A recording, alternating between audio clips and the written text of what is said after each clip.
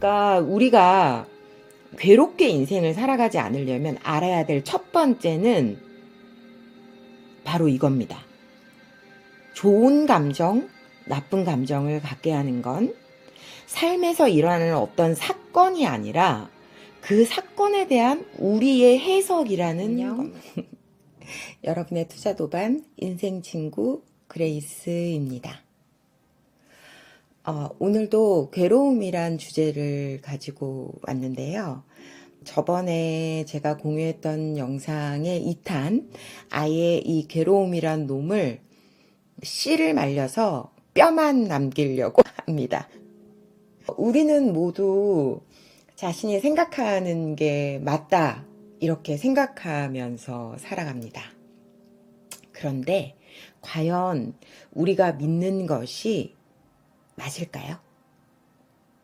오늘 제가 가져온 책은 독립 출간한 이유, 입소문만으로 아마존 세계 분야의 동시 1위라는 기록을 세우고 또 출간한 이후에 지금까지 90주 연속 1위를 지키고 있다는 이 책이에요. 조세프 응우엔의 당신이 생각하는 모든 것을 믿지 마라. 이 책 가져왔어요. 그래서 어떻게 하면 우리가 이렇게 부정적인 감정, 괴로움 같은 것들을 좀 안 느끼고 행복하게 살아갈 수 있을까 하는 거에 대해서 오늘 또 얘기를 해보려고 합니다. 학창시절에 성질이 아주 다혈질이고 화를 잘 내는 한 친구가 있었어요. 저는 그 애를 무서워하다 못해 미워하게 됐죠. 그리고 제가 생각하기에 이런 애는 진짜 아무도 안 좋아할 거야, 이렇게 생각을 했습니다. 하지만 어느 날 친구들하고 얘기를 하고 있는데 어떤 애가 이런 얘기를 하는 거예요. 걔가 성격이 시원시원하고 자기 표현을 잘해서 친하게 지내고 싶다는 거예요. 저는 그 말을 듣고 충격을 받았죠. 그런 기억이 나거든요. 사두나 뱅크스라는 사람은 이렇게 얘기를 했어요. 생각은 실제가 아니다. 하지만 우리의 실제는 생각을 통해서 창조된다. 라고 말입니다. 우리는 각자의 경험이나 생각의 습관에 따라서 똑같은 것을 보는데도 어떤 사람은 그걸 좋아하고 어떤 사람은 그걸 싫어합니다. 쇼핑을 저는 좋아하거든요. 근데 가끔 이렇게 쇼핑을 가보면 그런 생각을 할 때가 있어요. 저런 옷을 누가 살까? 저런 옷을 파는 가게는 망하겠다, 이런 생각을 할 때가 있거든요.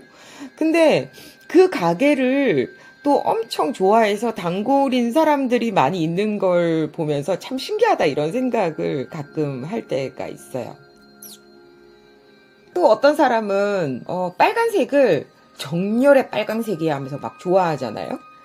근데 어떤 사람은 빨간색을 보면 빨갱이 빨간색 이런 거 떠올리는 사람도 있고, 이상하게 빨간색만 보면 마음이 불안해진다면서 싫어하는 사람도 있죠. 그래서 우리 각자는 실제 진짜를 보는 것이 아니라 똑같은 걸 보면서도 자신이 믿는 신념에 따라서 다르게 느끼면서 자신의 삶을 살아가는 겁니다.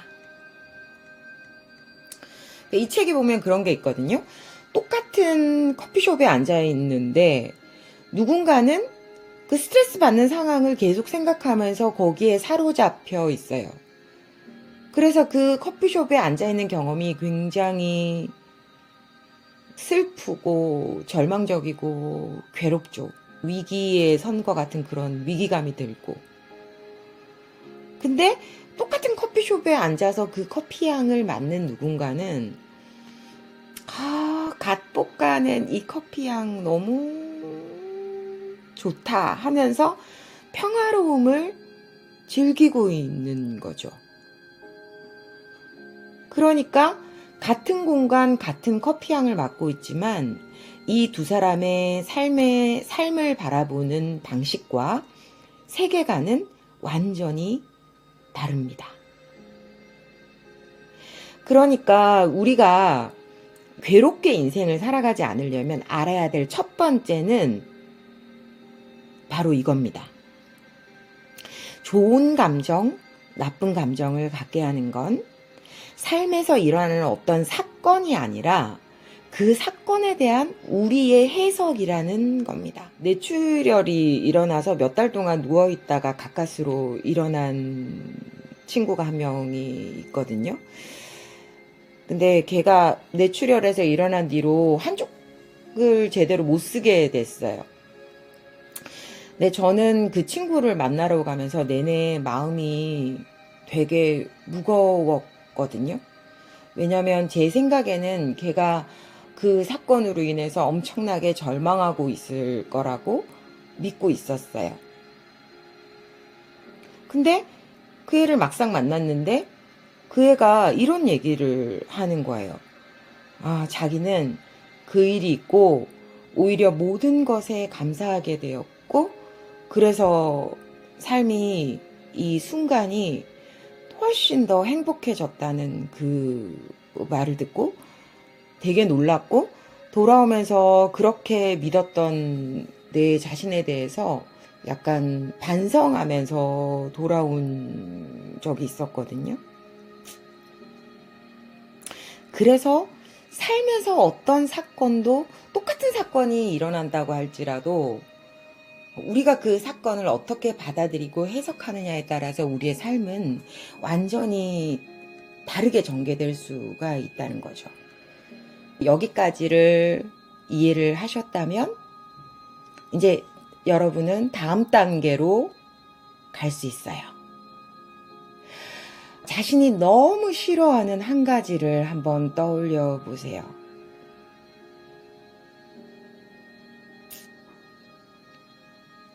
만약에 이 싫다는 생각이 없어진다면 어떤 일이 일어날까요? 아마 더 행복하고 평화롭고 자유롭고 홀가분해질 겁니다. 이 책의 저자 조세프 응우에는 어떤 사건이나 사람이나 사물에 대해서 습관적으로 생각하는 일을 멈춘다면 우리의 경험은 완전히 달라질 거고 또 거기에 연결되는 우리의 삶도 완전히 다르게 펼쳐질 수 있을 거라고 말합니다.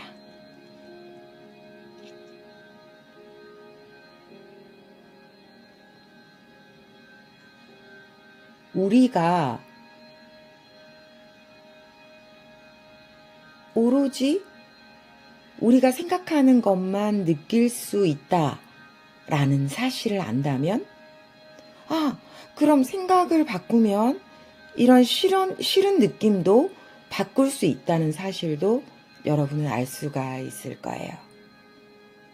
그러니까 그런 바보 같은 생각을 지금 멈춰보세요. 생각을 멈추는 그 순간이 바로 행복이 시작되는 순간입니다.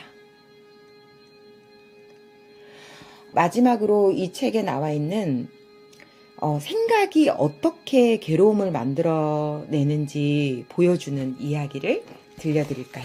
젊은 수도승과 빈배의 이야기예요. 읽어드릴게요. 아주 오래전 젊은 수도승 한 사람이 숲속의 작은 수도원에 살고 있었습니다. 숲속에는 자그마한 호수도 있었습니다. 이 수도원에 수행 중이던 사람들은 몇몇 나이 많은 고승과 한참 갈 길이 먼 신입 수도승들이었습니다. 이곳의 수도승들은 지켜야 할 계율이 많았습니다. 그 중에서도 가장 중요한 일과는 각자 자리에 앉아서 눈을 감고 한 번에 몇 시간씩 침묵 속에서 명상하는 일이었습니다. 그들은 매일 명상이 끝날 때마다 수행에 얼마나 진척이 있었는지 스승에게 보고해야 했습니다. 그 젊은 수도승은 여러 가지 이유로 명상에 집중하기가 어려웠는데 그 때문에 심기가 매우 불편했습니다.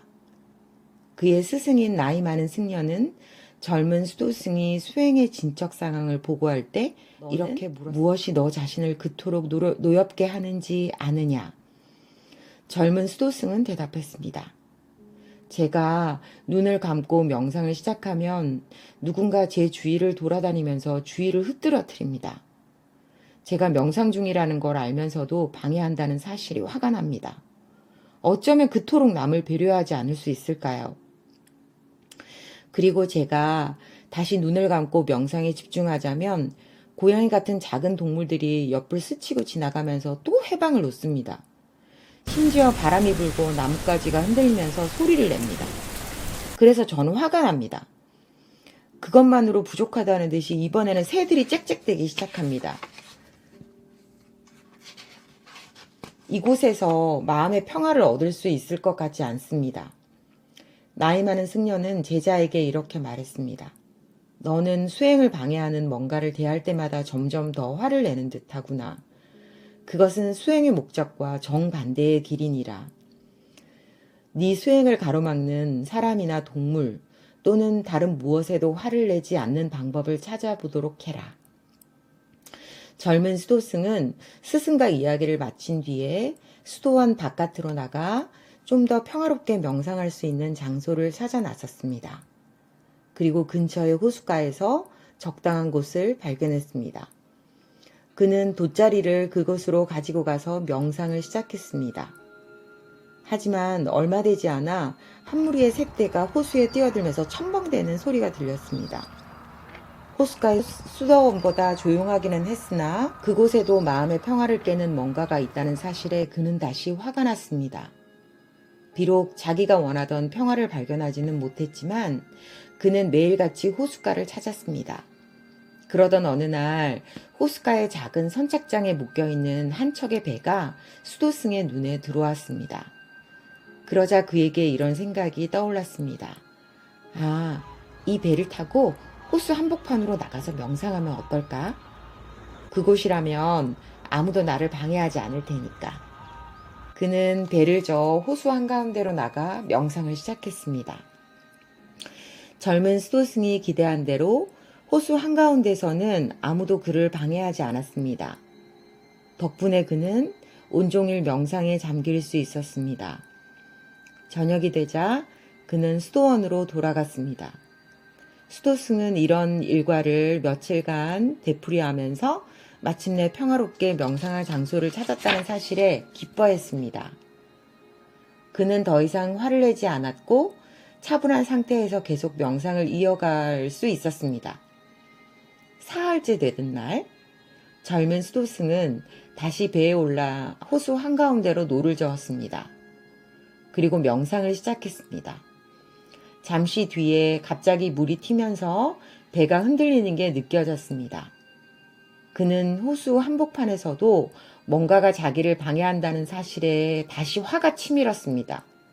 그가 눈을 뜨자 배 한 척이 자기 쪽으로 곧바로 다가오는 모습이 보였습니다.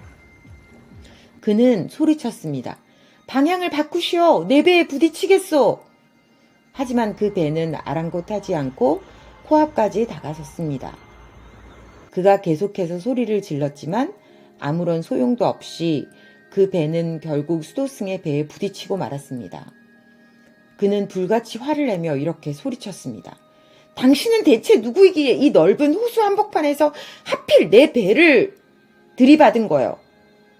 하지만 상대방은 아무런 대답도 하지 않았습니다. 젊은 수도승은 더 화가 났습니다.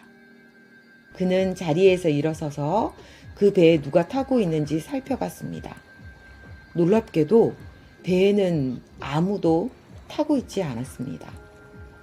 아마도 그 배는 바람을 타고 호수를 떠돌다가 수도승의 배에 부딪힌 듯 했습니다.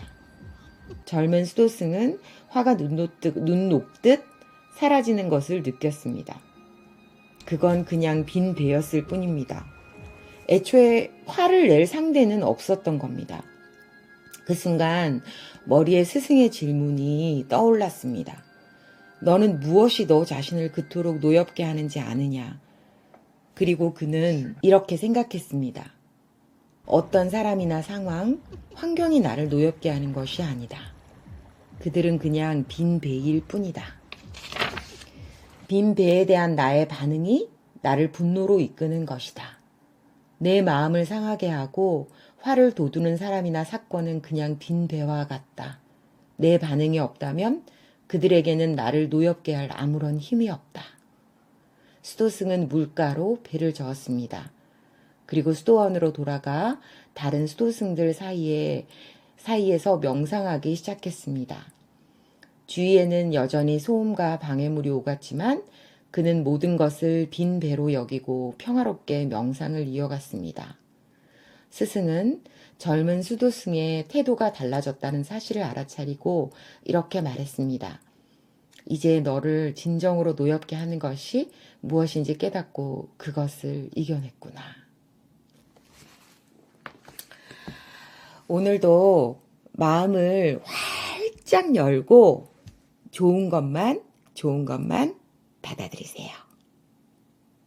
오늘 영상도 마음에 들었다면 좋아요를 한번 눌러주시고요. 이렇게 신기하고 이상하고 재미있는 여행을 그레이스와 함께 쭉 계속하시고 싶으신 분들은 구독을 눌러주시면 됩니다. 사랑해요. 안녕.